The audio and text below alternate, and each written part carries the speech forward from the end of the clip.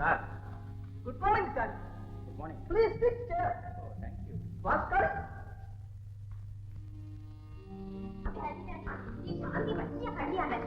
ഞാൻ dancing class പോവാണ്.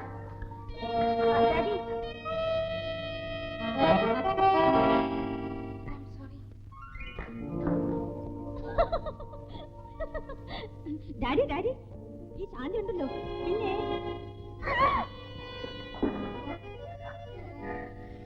Excuse me.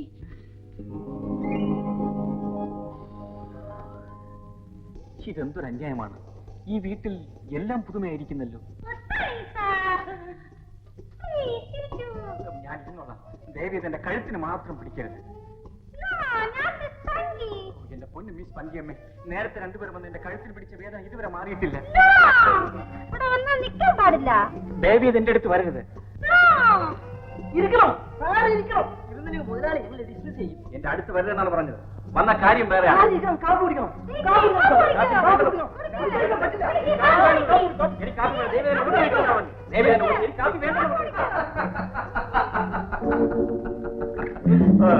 Good morning mister ചന്ദ്രൻ.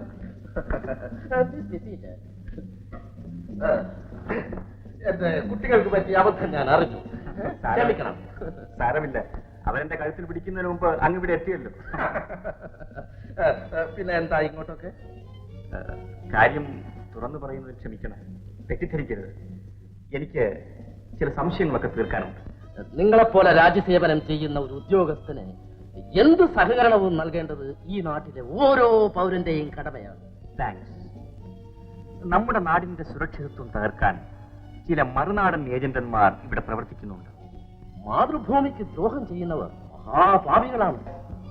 അങ്ങനെയുള്ള ഒരുവന്റെ ഡയറിയിൽ അങ്ങയുടെ പേര് ഞാൻ കണ്ടു. എന്റെ പേര്? ആരാണവൻ? അവന്റെ പേരെനിക്ക് അറിഞ്ഞുകൂടാ. S31 എന്നൊരു മാർക്കുണ്ട്. കൊള്ളക്കാരനായിരിക്കും. എന്റെ ബംഗ്ലാവും കൊള്ളയടിക്കാൻ അവൻ ഉദ്ദേശമുണ്ടായിരുന്നിരിക്കണം. അതാവാം അതിൽ എന്റെ പേര് കണ്ടത്. അതെ, ആ ഡയറി എവിടെ? ഡയറി കൈമറിഞ്ഞു പോയി. ഓ, ഉടനെ അത് പോലീസിൽ ഏൽപ്പിക്കേണ്ടതായിരുന്നു. എങ്കിൽ എനിക്കെങ്കിലും രക്ഷ കിട്ടുമായിരുന്നു. ഇവിടുത്തെ ഈ ഗൂഢസംഘത്തിന്റെ പ്രവർത്തനങ്ങളെ പറ്റി അങ്ങക്ക് വല്ലതും അറിയാമോ?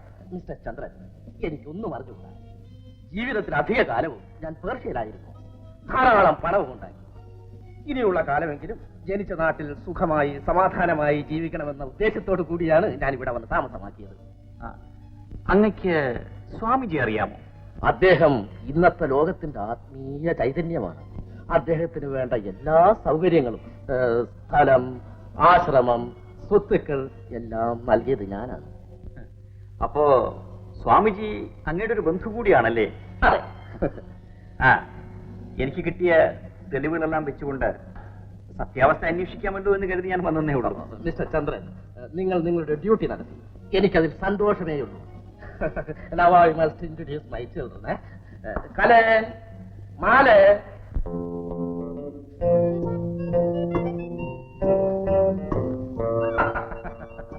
പേടിക്കണ്ട മിസ്റ്റർ ചന്ദ്രൻ, രണ്ടും എന്റെ മക്കളാണ്. ഇത് മാല, അത് കല. ഇത് ഇന്റലിജൻസ് ഓഫീസർ മിസ്റ്റർ ജയചന്ദ്രൻ. നമസ്കാരം. നമസ്കാരം. അപ്പൊ പിന്നെ ഞങ്ങളെ ഭയന്നാണോ ഇത്ര പെട്ടെന്ന് യാത്ര? അയ്യോ, അതൊന്നുമല്ല. എന്നാൽ ഞങ്ങളുടെ സ്വീകരണം ഭയന്നിട്ടായിരിക്കും. മിസ്റ്റർ ചന്ദ്രൻ, നാളെ മുതൽ എന്റെ ബംഗ്ലാവിന്റെ മുൻപിൽ ഞാനൊരു ബോർഡ് എഴുതി വെക്കാൻ പോവുകയാണ്. എന്താണത്? ചില വീടുകളുടെ മുൻപിലൊക്കെ കണ്ടിട്ടില്ലേ, ഇവിടെ കടിക്കുന്ന നായയുണ്ട്, സൂക്ഷിക്കുക എന്ന്. അതുപോലെ ഇവിടെ പെൺകുട്ടികളുണ്ട്, സൂക്ഷിക്കുക. അങ്ങനെയാണെങ്കിൽ ഇവിടെ വരുന്ന പലർക്കും ഈ കഴുത്തിൽ പിടിയും വേദനയും ഇല്ലാതെ രക്ഷപ്പെടാം. നിങ്ങളൊരു പോലീസ് ഓഫീസറല്ലേ? കുറ്റം ചെയ്ത പ്രതികളെ വെറുതെ വിടരുത്. ഞാൻ നോട്ട് ചെയ്തിട്ടുണ്ട്, പ്രത്യേകിച്ച് ഒന്നാം പ്രതി മാലയുടെ പ്രവൃത്തി. ഞങ്ങൾ ഓർക്കുന്നതിനെങ്കിലും ഒരടയാളമായിരിക്കട്ടെ. Thank you very much. അപ്പൊ ഞാൻ ഇറങ്ങട്ടെ.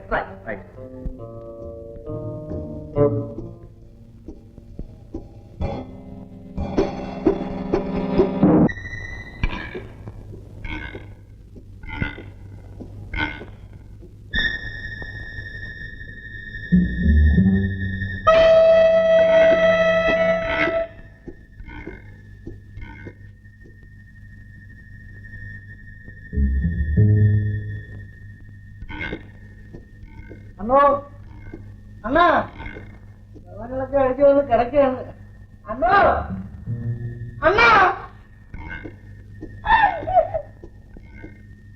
ബോധമില്ലാതെ കിടക്കുകയാണ്. ഈ പനി എന്താ കിട്ടിയാ കൊള്ളാം.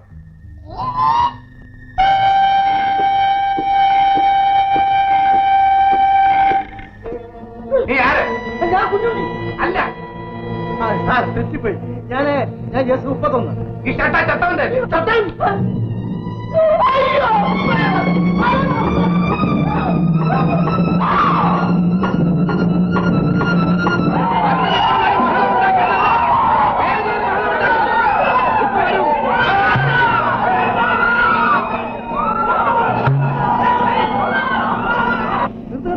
ഞാൻ രണ്ടാളെ പഠിച്ചിട്ട് വേഗം വന്നേക്കാം. എന്റെ പൊന്നു സാറെ ഗോതാക്കിടന്ന് ആള് വെള്ളമുണ്ടാക്കും. ഇങ്ങനെ ഞാൻ ഒരു നിമിഷത്തിനാവും. ഒരു കുസ്തിക്കാരൻ ലോകത്തിലുള്ള സർവ്വചാരാഷാപ്പ് ഇറങ്ങിയ വരത്തെന്ന് പറഞ്ഞാൽ എന്ത് ചെയ്യും? മനുഷ്യൻ അവിടെ കിടന്ന് തിന്നാൻ വരുമല്ലോ. ഇത്ര വേഗം ഇനി തിരിച്ചു വന്നേച്ചോ ദൈവമേ.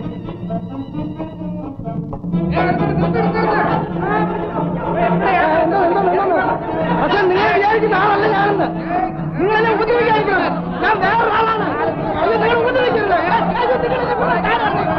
ജനങ്ങളെ എല്ലാവരും ശാന്തരായിട്ടിരിക്കണം, സമാധാനമായിരിക്കണം. അയൽമാൻ വന്നിട്ടുണ്ട്, ആരും ബഹളം ഉണ്ടാക്കരുത്. നിങ്ങൾ നിങ്ങൾ എന്നെ കൊല്ലാൻ കൊടുക്കരുത്. എനിക്ക് വയ്യ, അയാളെന്നെ കൊല്ലും.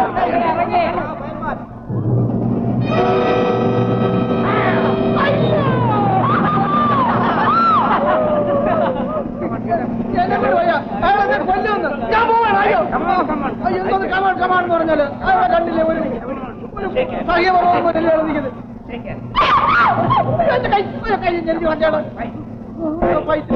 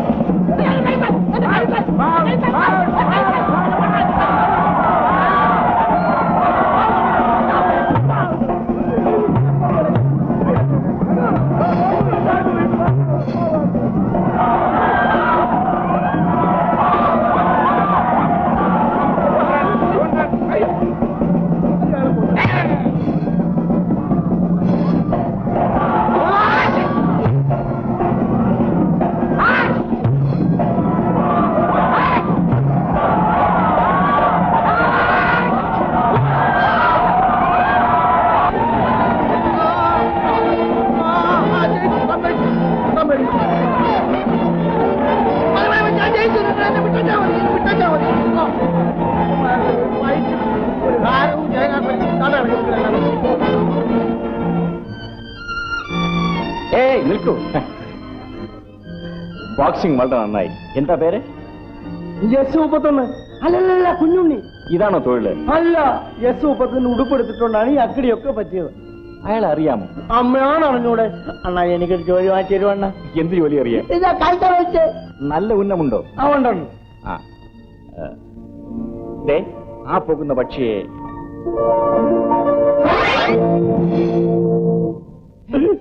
മിടുക്കൻ. കയറ് വണ്ടിയിൽ.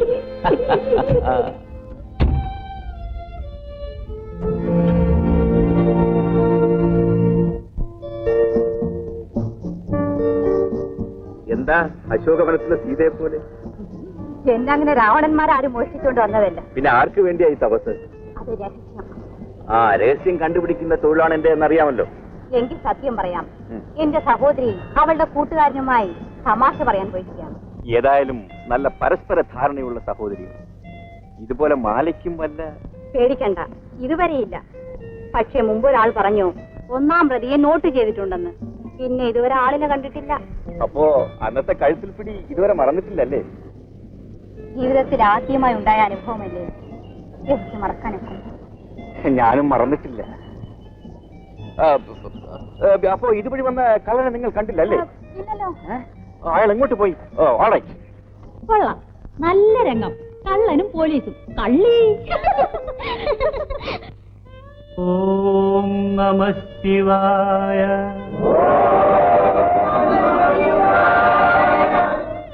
ഭക്തജനങ്ങളെ, ഇന്ന് നമ്മുടെ നാട്ടിൽ കാണുന്ന എല്ലാ അരാജകത്വത്തിനും കാരണം സാൻമാർഗികമായ അധപ്പതനമാണ്. കുഞ്ഞുങ്ങളെ, മറ്റു ചില ദുരുദ്ദേശങ്ങളോടുകൂടിയാണ് നിങ്ങൾ ഈ ദൈവസന്നിധിയിൽ കടന്നു വന്നിട്ടുള്ളത്. നോക്കണ സ്വാമി തിരുവഴികൾ പട്ടും കത്തിരിയും പോലെ പറഞ്ഞവനല്ലോ. ചന്ദ്ര, പ്രവൃത്തി, അതായത് കർമ്മം, കർമ്മമാണ് ദൈവം, നാട് നമ്മുടെ ക്ഷേത്രവും. സ്വാമിജി ക്ഷമിക്കണം, എന്റെ കടമ ഞാൻ ചെയ്യുകയാണ്. അതിനെപ്പോഴും നമ്മളുടെ ആശീർവാദം ഉണ്ടായിരിക്കും. ഭഗവാൻ ശ്രീകൃഷ്ണനും ഒരു കർമ്മയോഗിയായിരുന്നു. ചന്ദ്ര,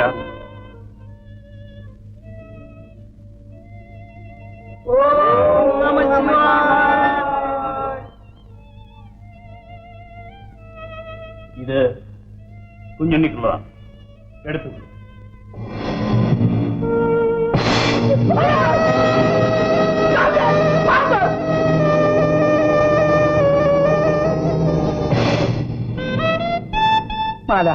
കുഞ്ഞുണ്ണി, നീ നല്ല ഉദ്ദേശത്തോടെയല്ല ഈ ആശ്രമത്തിൽ കാലുവെച്ചു.